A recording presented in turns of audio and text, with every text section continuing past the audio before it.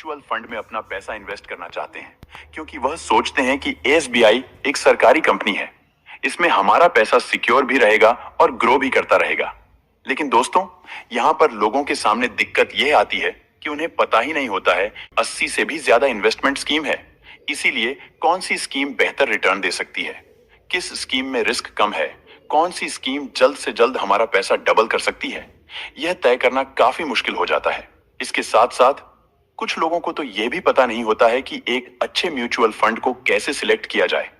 कि आज हम जिस इन्वेस्टमेंट स्कीम की बात करने वाले हैं, अगर उसमें आप 1,000 रुपए प्रति महीने इन्वेस्ट करते हैं और फर्स्ट ऑप्शन को फॉलो करके इन्वेस्टमेंट करेंगे तो मात्र 4 साल में 72,215 रुपए का फंड बना सकते हैं।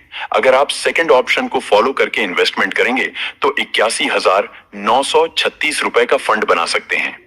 और अगर आप थर्ड ऑप्शन को फॉलो करके इन्वेस्टमेंट करते हैं तो आप 63,40,869 रुपए का एक बड़ा फंड बना सकते हैं। उससे पहले हम आपको यहाँ पर 3 बेस्ट म्यूचुअल फंड के बीच कंपैरिजन करके दिखाते हैं कि कौन सा म्यूचुअल फंड आपके लिए बेस्ट हो सकता है। ये 3 म्यूचुअल फंड है: Motilal Oswal flexi cap, Nippon India small cap, SBI contra fund. इन 3 म्यूचुअल फंड को हमने इसीलिए चुना है क्योंकि ये बहुत ही पॉपुलर म्यूचुअल फंड है। अगर हम मोतीलाल ओसवाल फ्लेक्सी कैप के रिटर्न को देखें तो इसमें पिछले 1 साल में 43% का, 3 साल में 23% का, 5 साल में 21% का, और जब से यह म्यूचुअल फंड लॉन्च हुआ है तब से अब तक इस म्यूचुअल फंड ने 20% का रिटर्न दिया है। और वहीं अगर हम निप्पॉन स्मॉल कैप फंड के रिटर्न को देखें तो इसने पिछले 1 साल में 23% का, 3 साल में 26% का, 5 साल में 35% का, और जब से यह म्यूचुअल फंड लॉन्च हुआ है तब से अब तक इस म्यूचुअल फंड ने 27% का रिटर्न दिया है। और अगर हम एसबीआई के कॉन्ट्रा फंड म्यूचुअल फंड की बात करें तो इसने पिछले 1 साल में 21% का, 3 साल में 23% का, 5 साल में 30% का, और ऑल टाइम इस म्यूचुअल फंड ने 17% का रिटर्न दिया है। अब दोस्तों, अगर हम यहां पर देखें कि किस म्यूचुअल फंड ने सबसे ज्यादा रिटर्न बनाकर दिए हैं तो यहां पर आप कहेंगे कि मोतीलाल ओसवाल फ्लेक्सी कैप अच्छा है क्योंकि इसने 43% का रिटर्न बनाकर दिया है। तो यहां पर आप गलत हैं, क्योंकि अगर आपका किसी म्यूचुअल फंड में लॉन्ग टर्म इन्वेस्टमेंट का प्लान है तो आपको उस म्यूचुअल फंड के 1 साल के रिटर्न को न देखकर कम से कम 5 साल के रिटर्न को चेक करना चाहिए। तो उस हिसाब से देखें तो निप्पॉन म्यूचुअल फंड बेस्ट है। लेकिन इसके साथ साथ हमें कुछ और बातों का भी ध्यान रखना पड़ता है। पहला है एक्सपेंस रेशो। एक्सपेंस रेशो किसी भी म्यूचुअल फंड को मैनेज करने का खर्चा होता है। अगर हम डायरेक्ट प्लान का एक्सपेंस रेशो देखें तो मोतीलाल ओसवाल के एक्सपेंस रेशो 0.87% है। निप्पॉन स्मॉल कैप का एक्सपेंस रेशो 0.67% है और एसबीआई कॉन्ट्रा फंड का एक्सपेंस रेशो 0.59% है। और अगर हम रेगुलर प्लान का एक्सपेंस रेशो देखें तो मोतीलाल ओसवाल का एक्सपेंस रेशो 1.73% है। निप्पॉन स्मॉल कैप का एक्सपेंस रेशो 1.43% है और एसबीआई कॉन्ट्रा फंड का एक्सपेंस रेशो 1.50% है। एक्सपेंस रेशो किसी भी म्यूचुअल फंड को मैनेज करने का खर्चा होता है। एक्सपेंस रेशो जिस भी म्यूचुअल फंड का कम होगा उतना ही वह म्यूचुअल फंड अच्छा होता है। तो इस हिसाब से अगर हम देखें तो एसबीआई कॉन्ट्रा फंड विनर है। और जब भी आप किसी भी म्यूचुअल फंड में इन्वेस्ट करें तो जहां तक हो आप डायरेक्ट प्लान में ही इन्वेस्ट करें, जहां पर एक्सपेंस रेशो काफी कम रहता है। अगर हम तीनों ही म्यूचुअल फंड के एग्जिट लोड की बात करें तो तीनों ही म्यूचुअल फंड में 1% का एग्जिट लोड है। मतलब अगर आप 1 साल के अंदर म्यूचुअल फंड से पैसा विड्रॉल करते हैं तो 1% का कंपनसेशन आपको देना होगा। दोस्तों, अगर हम फंड साइज की बात करें, Motilal Oswal flexi cap mutual fund का फंड साइज 12,563 करोड़ रुपए है। निप्पॉन स्मॉल कैप का फंड साइज 62,259 करोड़ रुपए है और एसबीआई कॉन्ट्रा फंड म्यूचुअल का फंड साइज 41,326 करोड़ रुपए है। तो यहां पर आप देख सकते हैं निप्पॉन स्मॉल कैप फंड में सबसे ज्यादा पैसा लोगों ने लगाया है। किसी म्यूचुअल फंड ने अच्छा रिटर्न कितना बनाकर दिया है उसे चेक करने के लिए हम अल्फा रेशो को चेक करते हैं। तो यहां पर आप देखेंगे मोतीलाल ओसवाल फ्लेक्सी कैप का तो अल्फा रेशो 8.70 है और Nippon small cap mutual fund का अल्फा रेशो 6.50 है। तो वहीं अगर हम एसबीआई के कंट्रा फंड की बात करें तो इसका अल्फा रेशो 9.21 है। यानी कि इस म्यूचुअल फंड ने अपने बेंचमार्क से 9.21% का अधिक रिटर्न बनाकर दिया है। अल्फा रेशो जितना अधिक होगा उतना किसी भी म्यूचुअल फंड के लिए अच्छा होता है। अगर हम इन म्यूचुअल फंड के शार्प रेशो की बात करें तो मोतीलाल ओसवाल फ्लेक्सी कैप का Sharpe ratio 1.20, Nippon small cap का 1.30 और एसबीआई कॉन्ट्रा फंड का शार्प रेशो 1.30 है।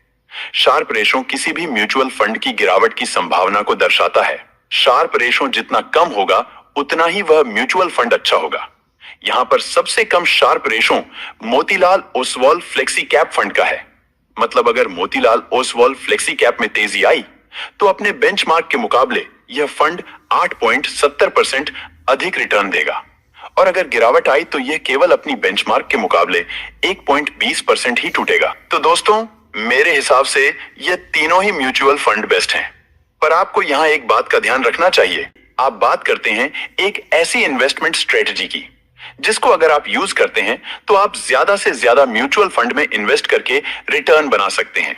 वह इन्वेस्टमेंट स्ट्रेटजी क्या है, चलिए उसको विस्तार से समझ लेते हैं। जैसा कि आप सभी लोग जानते हैं, हमारे इंडिया का इन्फ्लेशन रेट 6 से 7% ईयरली का है, जिस वजह से चीजों के दाम दिन अव दिन बढ़ते जा रहे हैं और जो पैसों की वैल्यू है वह घटती जा रही है। तो आप जो भी इन्वेस्टमेंट करते हैं उसमें अगर आप एडिशनल इन्वेस्टमेंट और ऐड कर दें, मतलब स्टेप अप एसआईपी 10% और ऐड कर दें, तो आप इन्फ्लेशन को बीट कर पाएंगे। मतलब अगर आप एसबीआई कॉन्ट्रा फंड में 1000 रुपए मंथली इन्वेस्टमेंट करते हैं तो आपको पहले साल 1000 रुपए, दूसरे साल 10% ऐड करके मतलब 1100 रुपए, उसके अगले साल 10% और ऐड करके 1210 रुपए की इन्वेस्टमेंट करनी होगी। चलिए हम रिटर्न को अब कैलकुलेट करके देखते हैं। हम यहां पर मानकर चलते हैं कि आप हर महीने 1000 रुपए मंथली की इन्वेस्टमेंट करेंगे और इस म्यूचुअल फंड के पास्ट परफॉर्मेंस को देखते हुए हम इस म्यूचुअल फंड का एक्सपेक्टेड रिटर्न 19% ईयरली मानकर चलते हैं। तो अगर आप फर्स्ट ऑप्शन को फॉलो करके इन्वेस्टमेंट करेंगे तो मात्र 4 साल में 72,215 रुपए का फंड बना सकते हैं। अगर आप सेकंड ऑप्शन को फॉलो करके इन्वेस्टमेंट करेंगे तो 81,936 रुपए का फंड बना सकते हैं और अगर आप थर्ड ऑप्शन को फॉलो करके इन्वेस्टमेंट करते हैं तो आप 63,40,869 रुपए का एक बड़ा फंड बना सकते हैं। चलिए इसको डिटेल में हम समझते हैं। अगर आप अपनी इन्वेस्टमेंट में फर्स्ट ऑप्शन को फॉलो करते हैं, मतलब अगर आप एक नॉर्मल एसआईपी में 1000 रुपए मंथली इन्वेस्ट करते हैं तो 4 साल में जो आपकी टोटल इन्वेस्टमेंट होगी वह होगी 48,000 रुपए, जिस पर एक्सपेक्टेड 19% एनुअल रिटर्न के हिसाब से आपके टोटल फंड की वैल्यू 72,215 रुपए बन जाती है। लेकिन अगर आप सेकंड ऑप्शन के हिसाब से इन्वेस्टमेंट करते हैं, मतलब 1000 रुपए प्लस 10% स्टेप अप एसआईपी करते हैं, तो 4 साल में जो आपकी टोटल इन्वेस्टमेंट होगी वह होगी 55,692 रुपए, जिस पर 19% एनुअलाइज रिटर्न के हिसाब से आपके टोटल फंड की वैल्यू 81,936 रुपए बन जाती है। दोस्तों, जैसा कि हमने पहले आपको वीडियो में बताया कि मात्र आपको 4 साल इन्वेस्टमेंट करना है जिससे आप 63 लाख रुपए का एक बड़ा फंड बना सकते हैं, तो इसके लिए आपको तीसरे ऑप्शन को फॉलो करके इन्वेस्टमेंट करनी होगी। जैसा कि हमने देखा कि सेकंड स्टेप में आपने 1000 मंथली 4 साल तक इन्वेस्ट किया, इसके बाद आपके टोटल फंड की वैल्यू 81,936 हो जाती है। दोस्तों, अगर आप छोटी छोटी इन्वेस्टमेंट से 63 लाख का एक बड़ा फंड बनाना चाहते हैं तो आपको अपनी इन्वेस्टमेंट को अधिक समय भी देना होगा।